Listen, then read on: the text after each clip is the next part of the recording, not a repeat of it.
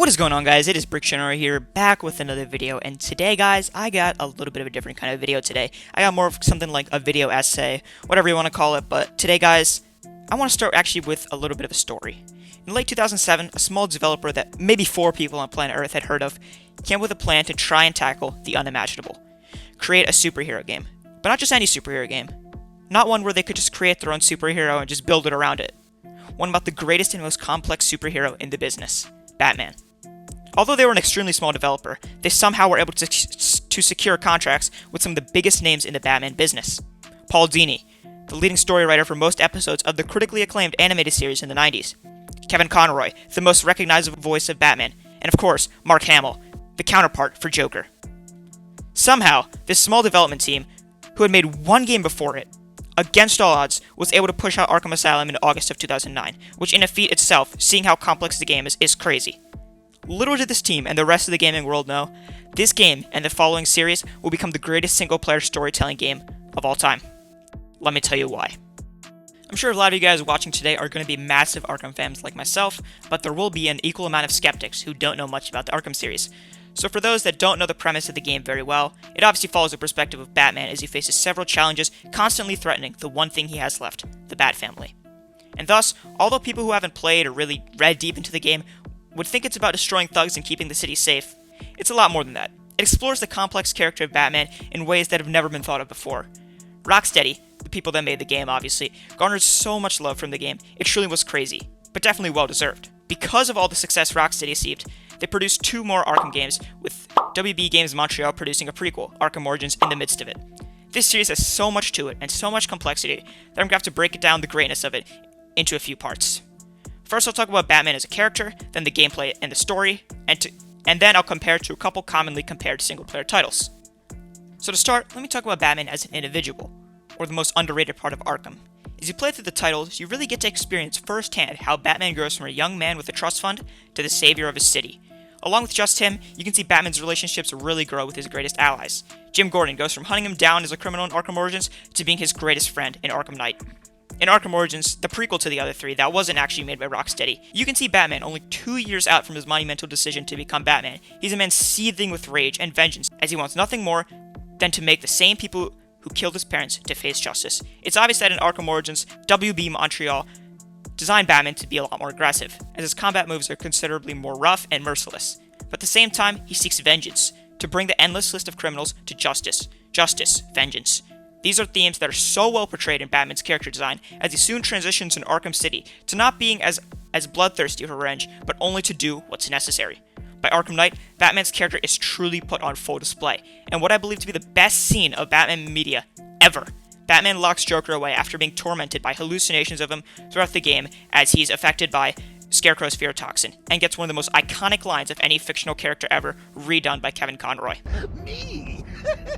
What have I got to be afraid of?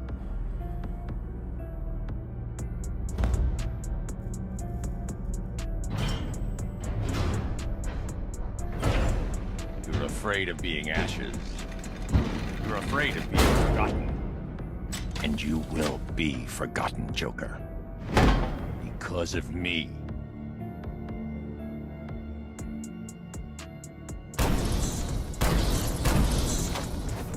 I am vengeance. I am the Knight. I am Batman.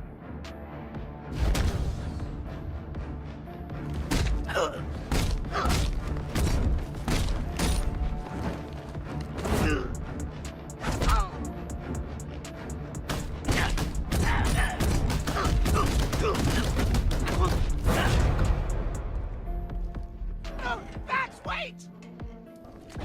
No, please! No! Goodbye, Joker. No, Bruce! Don't leave me! Please!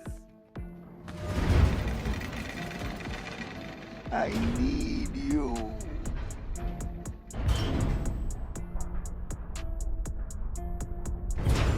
But although I think I have a pretty solid understanding of Batman's character in most portrayals, I needed more of an expert to talk about the real gravity of this fantastic character design.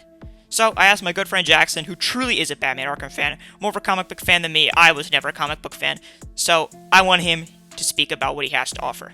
Hey guys, I'm super glad to be here, and I'm glad you started off speaking on the character of Batman because in these video games, of all the things that Rocksteady nails in this series, the character of Bruce Wayne might actually be the best one.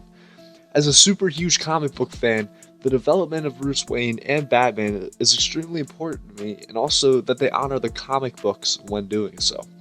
In almost every piece of Batman movie or TV shows or any piece of media surrounding this character, the comic book fans are always complaining and always saying that they got something wrong, except for the Arkham games. You see, Rocksteady did such an astounding job presenting this character and his complexities to the fans that there was nothing to complain about. Nowadays, people who know Batman know him best as Arkham Batman with that skinny, stretched out bat symbol on his chest and the voice of Kevin Conroy. The stuff they did with this character in a video game is unmatched by anything that any video company has done and is going to do. The Arkham series has been the leading piece of media popularity for the most recognizable superhero of all time for the past 6 or 7 years. Also, the people who play this game become introduced to Batman, and they become so connected, so related with this character, that they feel like they've been a lifelong Batman fan after just one playthrough. That's why the Arkham fan base is so big, and it's why it's one of the most respected games out there. Yeah, and as Jackson mentioned, I actually became a huge Batman fan from Arkham. I obviously knew about Batman before and because of those amazing LEGO sets, but without Arkham, his character and universe wouldn't be so important to me as they are right now. The gameplay of Arkham is obviously something you can't forget either, but before I mention anything, I'm going to let you guys hear what Jackson had to say about the gameplay. Although I have many favorite parts about the Arkham series, I think that the gameplay would probably take the cake for the most innovative. Obviously you relate to Batman because he has no superpowers, but as a developer you also have to find a way to have the player take out a bunch of guys in a fight. The way you could choose to upgrade different parts of your batsuit as you progress through the game makes each individual playthrough feel different and personal to yourself, as you could change whether you want your gadgets or your suit or your gliding to be really powerful. Then, as I mentioned before, the stealth combat is the most fun and most creative part of these games. Rocksteady really found a way to make you feel like Batman while completing difficult challenges, as you make every individual thug pass out and then grapple right back up. The balance Rocksteady found with this character through the combat is unmatched. Yeah, I definitely think the stealth mode of the gameplay is super fun. Just seeing the heartbeat of the criminals rise as you just take them out one by one is really a feeling you can't replicate at all. Also, just walking into a room and seeing 20 to 30 thugs and just knowing, I'm going to knock every single one of these guys out, is a feeling I don't think you get anywhere playing any other games. But an underrated part of the gameplay is also the problem solving. Oftentimes you'll have to use your suit's capabilities and gadgets to clear an area or get past a door, and that kind of stuff is what sets Arkham apart. We all know Batman's a super intelligent guy that's also a great detective, but actually solving the puzzles yourself instead of just having it as a cutscene is something that gives people an insight to the detective side of Batman, one that nearly isn't explored as much and one that you get to experience yourself. Now I'm going to compare the Arkham series to a couple of other popular single-player games that I'm sure people were going to contest in the comments. The two games I immediately think of when you want to talk about great single-player games that are in a similar realm to Arkham are Assassin's Creed and The Last of Us. But being completely honest, I've never played Assassin's Creed, and I don't know much about it. However, Jackson has, so I'll let him compare the two in his final part on this video.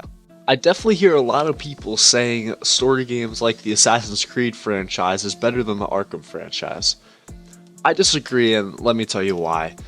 In a story mode role-playing game like these two franchises, the most important elements to compare would probably be storytelling, combat, and longevity.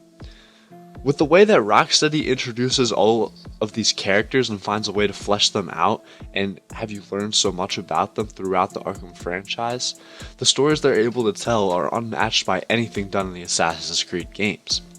The plots of the Arkham games are so well thought out and so riveting that many Batman fans would choose, say, Arkham Asylum instead of watching some of the most recent Batman films to come out recently. The combat system definitely does not have quite as much of a gap here, but the Arkham games have far more depth to theirs because not only does the straight up hand-to-hand combat have an upgrade system and different ways to take down the thugs, but the stealth missions add a whole new dimension to it as well. You see, Batman is a superhero without superpowers, and having to take out a room full of armed thugs wouldn't really make sense to do it head on. So Rocksteady found a way to balance the combat but also make you feel like Batman as you grapple around on the gargoyles and you take out the thugs one by one.